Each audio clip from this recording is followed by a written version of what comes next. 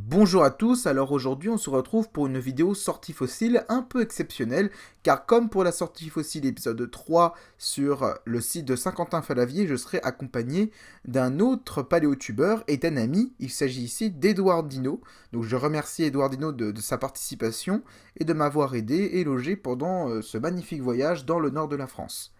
Donc big up à lui et allez voir sa chaîne, il fait de l'art et il mélange donc vulgarisation et art et ça c'est assez exceptionnel et c'est très très bien, je vous conseille sa chaîne.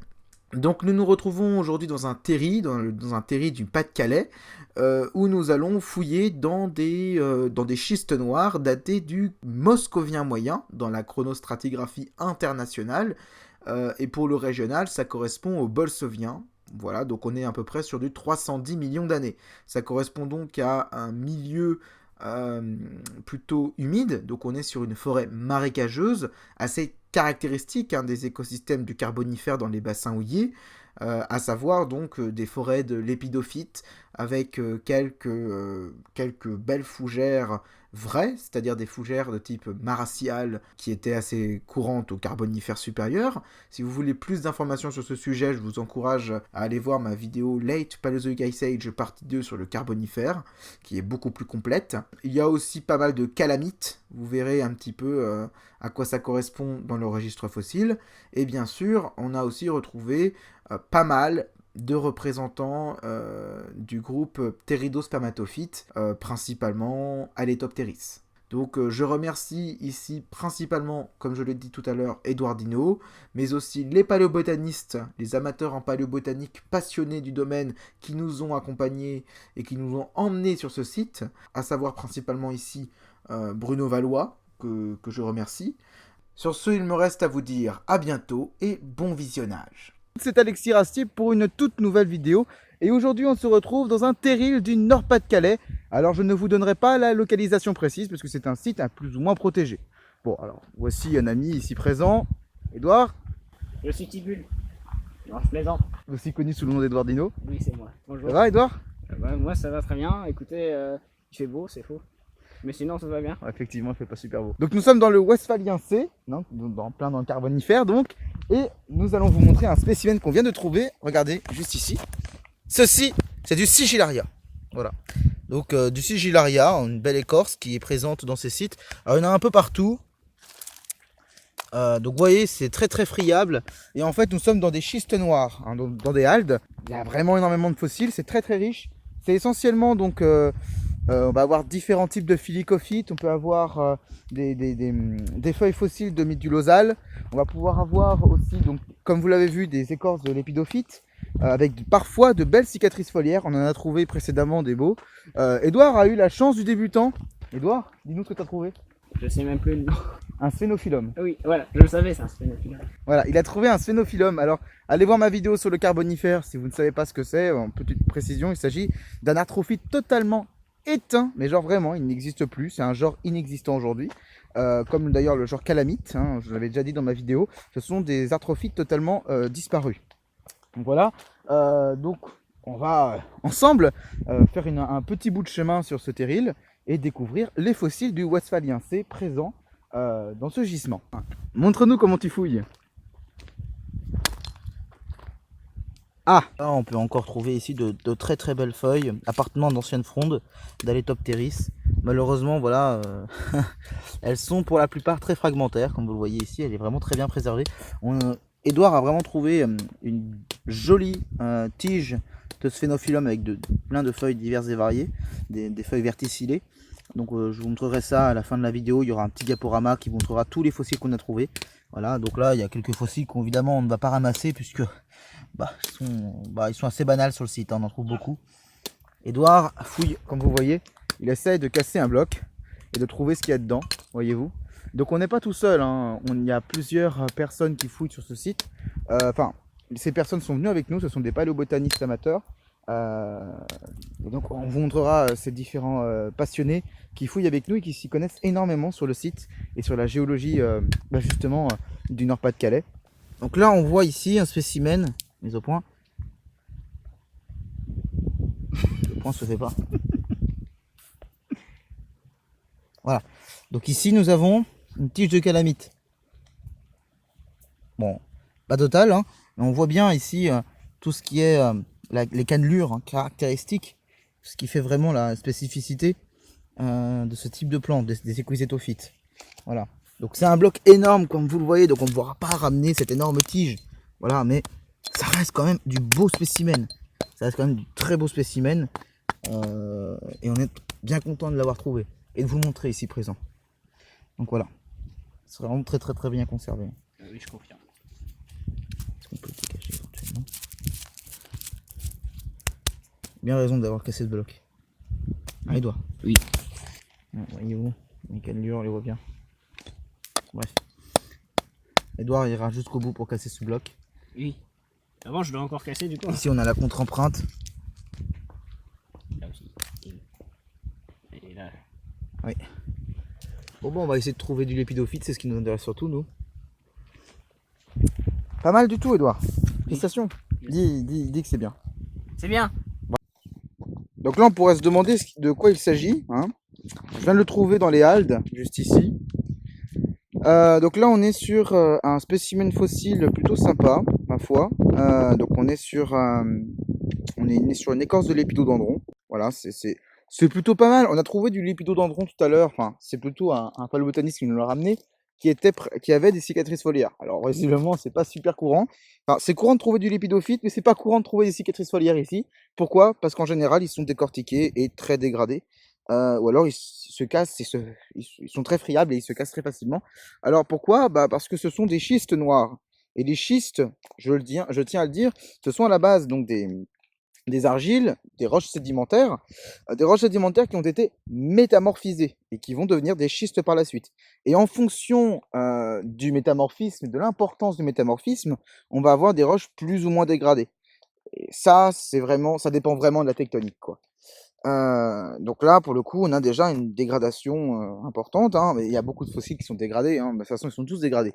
Voilà. Déjà, ils sont tous comprimés, et il y a une véritable compression qui s'opère. Hein. Edouard qui marche tranquillement. Dis-moi, Edouard, est-ce que tu aurais des choses à dire sur ce site?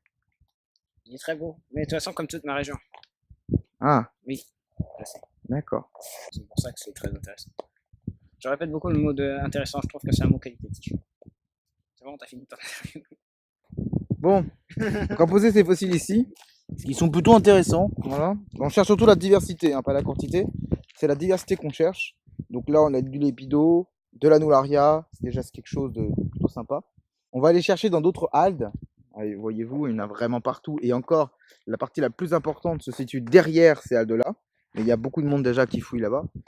Puis on va chercher. Puis, voilà. Donc là, ici, nous avons encore du sigillaire. Voilà, donc là, on a vraiment la contre-empreinte et un spécimen là vraiment assez intéressant. Encore une fois décortiqué. Malheureusement, vous voyez que c'est assez plat. Ce sont vraiment pas des spécimens qui représentent le site. Pourquoi? Parce que je vous montrerai quelques photos, hein, mais il y a des fossiles ici qu'on trouve qui sont extraordinaires, qui sont extrêmement bien préservés, extrêmement volumineux. Vous avez des écorces complètes de sigillaires avec des cicatrices foliaires extrêmement bien préservées. Je peux vous assurer, on peut trouver des spécimens ici qui sont vraiment, vraiment top. On vous montrera quelques spécimens qu'Edouard a trouvé et que j'ai trouvé qui étaient déjà beaucoup plus sympathiques, mais c'est déjà quelques spécimens qu'on trouvait qui sont pas mal. Voilà. Donc là, on se retrouve devant une petite tige d'arthrophyte, encore une fois. Très cannelée.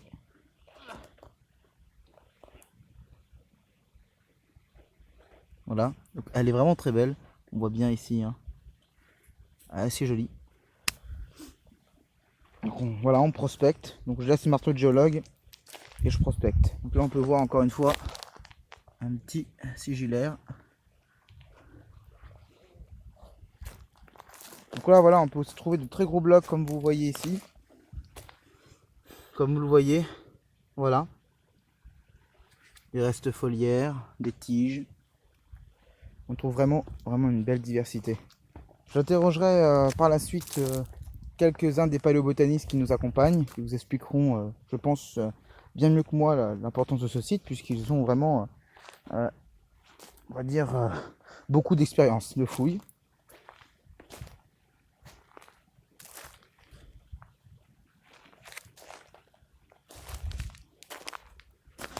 Regardez, peut-être quelque chose là. Ah, dommage.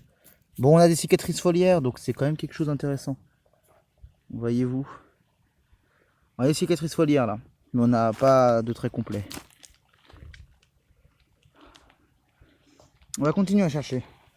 Voilà encore un spécimen de Sigillaria. On y voit très très bien les cicatrices foliaires. S'il te plaît, la mise au point. Voilà. Donc on y voit très très bien les cicatrices foliaires là. Edouard, viens voir. Qu'est-ce que tu en penses? Ah oui, il est très beau. Voilà.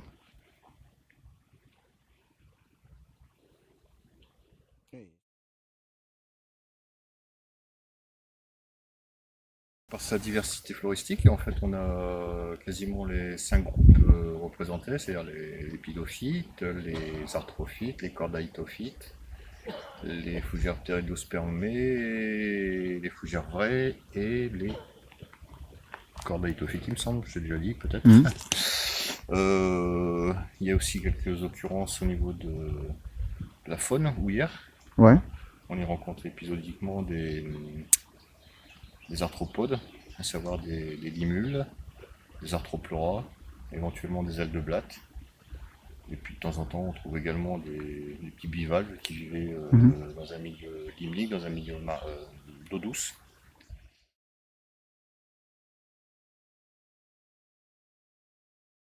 Donc là, on est en présence d'une écorce de lycopside arborescent. Visiblement, ça correspond à la partie basse d'un tronc. Donc on distingue nettement les différents coussinets foliaires, avec les cicatrices foliaires. Il y a une phyllotaxie particulière.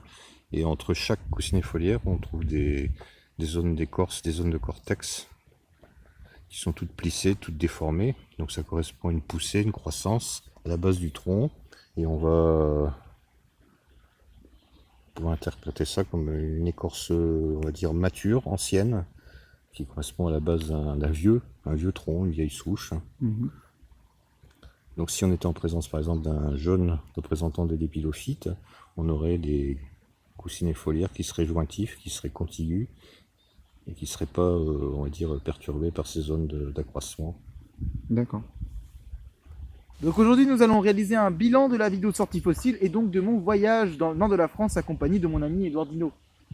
Donc d'abord, quel est ton point de vue sur cette magnifique sortie Eh fossile? bien, c'est quand même un territoire vachement intéressant dans lequel j'habite et c'est quand même, c'était quand même fort intéressant et du coup, bah, merci à toi Alexis de m'avoir emmené dans ce territoire dans lequel j'habite et puis finalement, bah, d'avoir découvert quand même la paléobotanique hein, en un sens hein, et c'est quand même beaucoup plus intéressant qu'on puisse le penser. Donc comme quoi, bah, voilà. C'est très bien. C'est vrai qu'il y a un patrimoine géologique très important dans le nord de la France, il ne faut surtout pas l'oublier, même si c'est une région qui est finalement plus très dynamique au niveau du travail, des emplois, mais c'est un environnement aussi très propice pour la géologie et pour la paléobotanique, hein, tout ce qui concerne le paléozoïque principalement, le carbonifère supérieur, vous avez pu le voir et vous le verrez à travers les différentes photos que franchement on a trouvé des spécimens qui sont assez beaux et vraiment très bien conservés pour certains. Donc on a vraiment un patrimoine géologique qu'il faut impérativement conserver dans le nord de la France. Donc personnellement j'ai passé un super séjour dans le nord de la France avec Edouard. C'était super, même si je pense que vous allez beaucoup entendre le vent autour de moi, mais c'est pas très grave. C'était juste pour vous dire que c'était un super séjour que je recommencerai avec d'autres palotubeurs. De toute façon là je vais encore voyager parce que je suis en train de préparer ma rentrée universitaire à Angers. C'était peut-être l'un des derniers moments que je passerai à l'extérieur donc de mon chez moi pendant cette année, hein, parce qu'après je serai à fond dans les études. Et en tout cas c'était super intéressant personnellement pour moi, j'ai pu beaucoup discuter avec les paléobotanistes. Et du coup, bah, évidemment pour Edouard, ça a été aussi le moment de découvrir la paléobotanique autrement qu'à travers mes vidéos, parce que je pense que autre part que dans mes vidéos, Edouard ne devait pas beaucoup regarder la paléobotanique. Non, voilà. Donc, clairement, on a eu plus le terrain surtout en paléobotanique, c'est-à-dire on a surtout vu les fossiles, on les a observés, on a essayé de les identifier. Ça a été un super entraînement, un super jeu. Alors bon, ce que vous avez vu en vidéo, c'était qu'une toute petite partie de ce qu'on a réellement fait, hein. Nous, ce qu'on a fait, c'était surtout de la prospection et parfois on devait briser des schistes noirs. Ça, il fallait le préciser aussi. Dans le site, dans les terrils, bon, alors d'abord, là, je viens de faire une petite erreur. On le fait tous, mais dans le nord, on dit terri et pas terril. Donc voilà, c'est une petite prononciation à la nordique. Voilà, donc on dit terri et non terril. Ça, je viens de l'apprendre. Et tous les médias et toutes les personnes qui proviennent de l'étranger par rapport au nom de la France bah, disent Terrils du Nord. Donc moi je dis Terrils du Nord et maintenant je vais dire Terry, voilà, parce que ça se dit comme ça.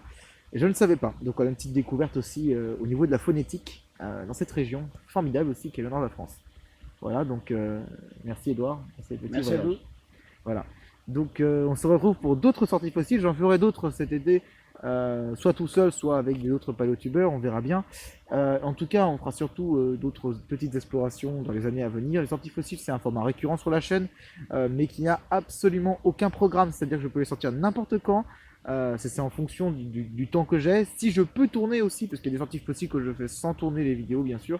Tout ça pour dire que lors de la sortie fossile qu'on a fait dans les terris, on n'a quasiment rien tourné en fait. On a fait très peu de tournage en réalité.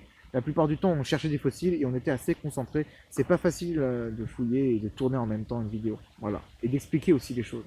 C'est pas facile. Mais c'était très intéressant et on est ressorti très très sale des terris, n'est-ce pas Edouard? Voilà. Oups. Voilà. Mais bon, c'était la petite anecdote du jour. Allez, je vous dis salut à tous et à bientôt pour de prochaines vidéos. À bientôt.